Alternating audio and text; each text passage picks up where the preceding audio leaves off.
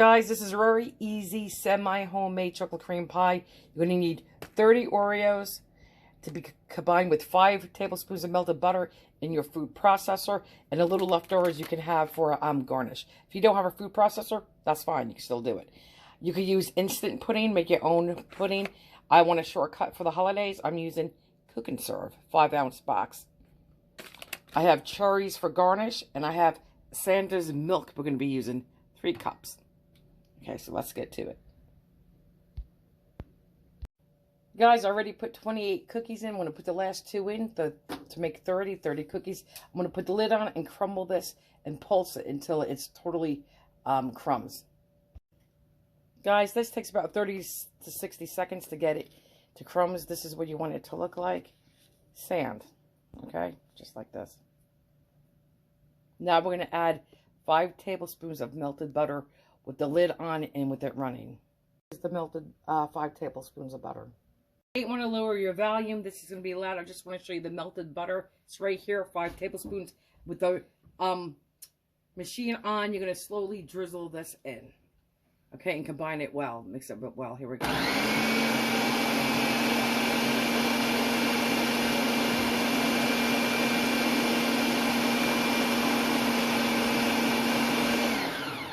Hold on, guys. I'm going to do the rest off camera, and then I'll be back. Guys, and if you need to, you could add more melted butter if you need. If it's too dry, if it's too wet, by all means, crumble more cookies. But this is perfect. Do you see how it's holding its shape? Let me say that. Like that. That's what you want. Okay.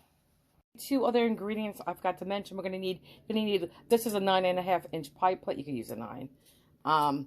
And a Cool Whip, or you can make homemade whipped cream with heavy cream, powdered sugar, and vanilla. And I have a recipe for that in one of my videos. Okay. Guys, real quick for the heavy cream, so you don't have to look for the recipe. It's like 1 cup of heavy cream to 1/4 cup, which is 4 tablespoons of powdered sugar, and a teaspoon of vanilla extract. Guys, this is what it looks like I said, when it's done correctly. Now we're just going to pack it in on the bottom and press it up the sides at first with our fingers. Then I'm going to use a measuring cup. So this is all we're going to do. Up the sides. You'll work with it. Press it down firmly and onto the sides, and I'll be right back. Guys, now you're just going to take your measuring cup or a glass, whatever you have that's firm, and you're going to press it, and you can see the sides go up as I do that, okay? You're going to work the top too. You just want it firm. Guys, I just want to show you. See this little lip that's coming up? It's not even with the pie plate. That's okay. That's what you want. It's just crust. And it can come up like that. I actually like when that happens. So let's go back to doing what we were doing. So we're just going to keep doing this. With our thumb up here so it doesn't fall out. And you can press crumbs back in.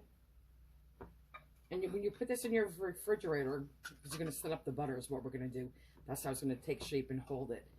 So the butter will get hard again.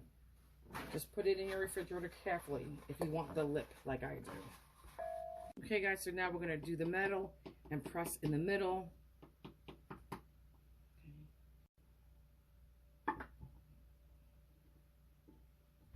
Just like this.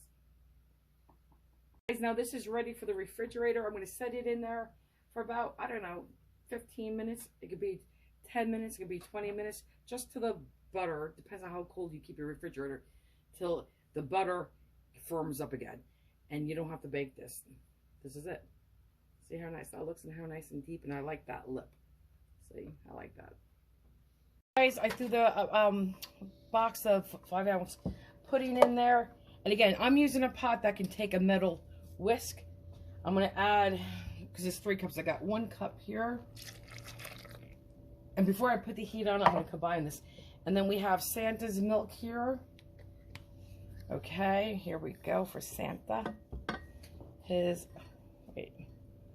milk. This is, you know, my grandkids will be watching.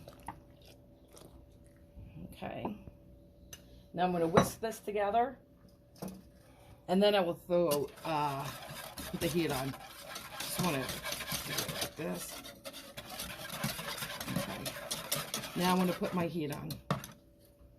Hey guys, the box says over medium heat, and that's what I'm at. I'm like at a simmer. You're gonna bring this to a boil, and then I cook mine, regardless of what the box says, for 1 minute. I let it boil for 1 minute. Because if you don't, even though it looks thick, it could thin out on you. And this is something, guys, you really don't want to walk away with. You gotta stir, stir, stir. You don't want nothing sticking. Because if you do, you get that gummy little pebbles in there. Do you know what I'm saying? And it doesn't feel good on your tongue. And once this is cooked, you're going to put a piece of saran wrap on this to prevent the skin. You're going to press it down on it. Guys, just real quick, nods to my granddaughter. I posted her recipe. I actually made it. It's my chocolate Mexican pudding. Actually, it's my granddaughter's. And I promise you, it is out of this world delicious. It is very, very good. I make it a lot just for Ken and I. And you melt your own chocolate down. It's simple. It's cornstarch, sugar. It's I don't know if it's unsweetened or bittersweet, like a bar of, you know, with the squares that you melt down, that, and a little bit of cinnamon and a little bit of cayenne pepper is excellent. And if you go to my videos, it's there. Just so you can see the change.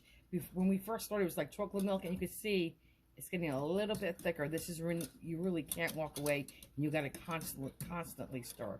There you go. It just started to boil, okay? 60 seconds. What you consider a roaring boil. You can't let it boil too much longer now, because then you can ruin it that way as well. 60 seconds. Guys, the saran wrap's on. I'm going to go chill it, cool it in front of my windowsill, the pot holder. And again, by all means, if you want to cool it much quicker, take it out of the vessel you cooked it in, obviously. We're just going to smear it around like so. And I'm going to get my Cool Whip ready. And again, you could use heavy cream. Crust is that you could do this with the vanilla Oreos too, and they make so many different flavors now. But this makes a really nice base crust for like an ice cream cake dessert, and you put like a little hot fudge on the bottom of the crumbled cookies, and you know, so good. Now for my father, I'm just gonna add a little cherry juice because he likes cherries. So, and I'm not gonna put sprinkles on. But you guys, I'm just going to use crumbled cookies and cherries. We're just folding in the cherry juice. You could do this with any flavor of its extract. Peppermint would be good in here. Rum. Depends on what you're making. Vanilla. You guys, and we're just going to take it and put it here. Like so. It's a really pale pink. Pretty pink.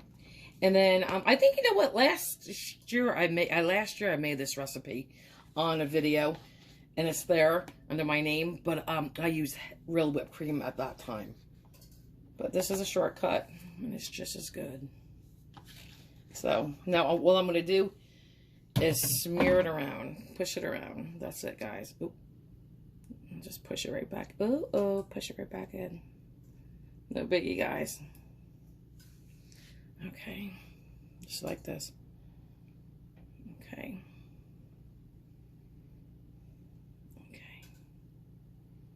Perfect. Okay, I'm just going to work on this, and I will be back. You know what? Crushed candy canes, if you do this peppermint, is good. There's different ways to do your whipped cream and filling, but this is it. Back in the day, there was a vintage plastic pieces you could just put on there too. We used to like putting them on. Okay, now I want to go get the cookies. And like I said, this is just for my dad, and he'll take it home with him too. And this is what he likes. I'm gonna just crumble some cookies like this. That's it, guys. And these could be in bigger pieces. Okay, just like this.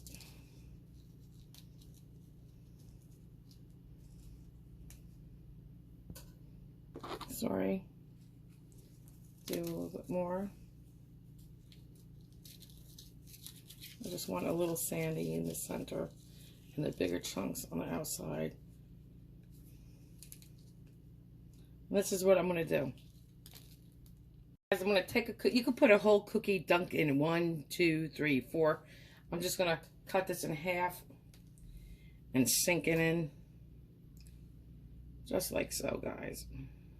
Does not, by any stretch of the imagination, have to be perfect.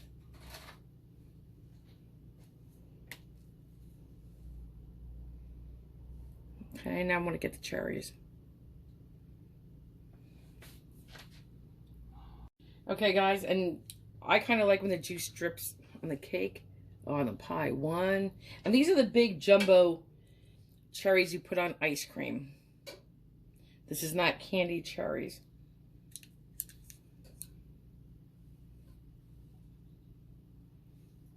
Okay, I'm just going to do this. I'm going to do like a clock. 12, 3, 6, 9.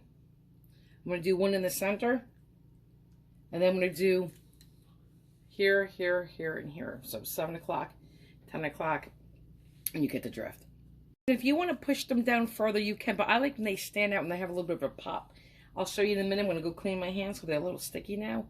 But real quick, I do make homemade chocolate-covered cherries, like the cordials, with the liquid and all. That's a time-consuming, it's detailed, but they're good. Guys, here you go. A delicious, semi-home, easy-peasy chocolate cream pie.